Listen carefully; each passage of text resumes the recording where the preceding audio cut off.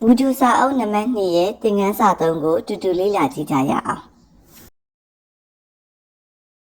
你吃什么？ သင်ဘာစားမလဲ你吃什么？ သင်ဘာစားမလဲ我吃苹果。 ကျွန်တော်ပန်းသီးစားမယ်我吃苹果。 ကျွန်တော်ပန်းသီးစားမယ်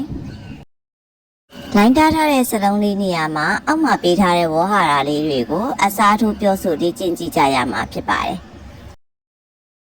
我吃蛋糕。 ကျွန်တော်ကိတ်မုတ်စားမယ်我吃饼干。 ကျွန်တော်ဘီစကစ်စားမယ်我吃香蕉。 ကျွန်တော်ငှက်ပြောသီးစားမယ်我吃西瓜。 ကျွန်တော်ဖရဲသီးစားမယ်ပုံလေးတွေကိုကြည့်ပြီးတော့အပြန်အလှန်အမေးဖြေပုံစံမျိုးနဲ့စကားပြောလေ့ကျင့်ကြည့်ရမှာဖြစ်ပါတယ်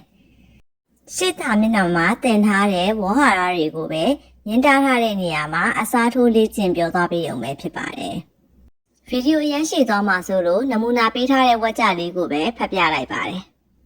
你吃什么？ သင်ဘာစားမလဲ 我吃苹果。 ကျွန်တော်ပန်းသီးစားမယ်ကိုဖြေထားတဲ့အဖြေလေးတွေကိုမှန်မှန်သိချင်တာပဲဖြစ်ဖြစ်လေးလာတဲ့အခါမှာအခက်အခဲတစ်စုံတစ်ရာဖြစ်နေတာပဲဖြစ်ဖြစ်ကွန်မန့်မှာရေးထားခဲ့လို့ရပါတယ်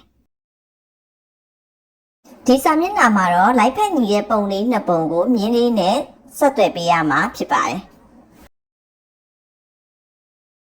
ဒီစာမျက်နှာမှာတော့တစ်သားဆိုတဲ့စလုံးရဲ့ရေးနည်းနဲ့ဖြစ်ပေါ်လာပုံလေးကိုပြထားပေးတာဖြစ်ပါတယ်木。木。 ဒီသင်ခန်းစာမှာတော့ရှေ့မှာသင်ခဲ့တဲ့စာကြောင်းလေးတွေကိုကျောင်းသားတွေအပြန်အလှန်ပြောဆိုလေ့ကျင့်ခြင်းအပြင်လေ့ကျင့်ပေးရမှာဖြစ်ပါတယ်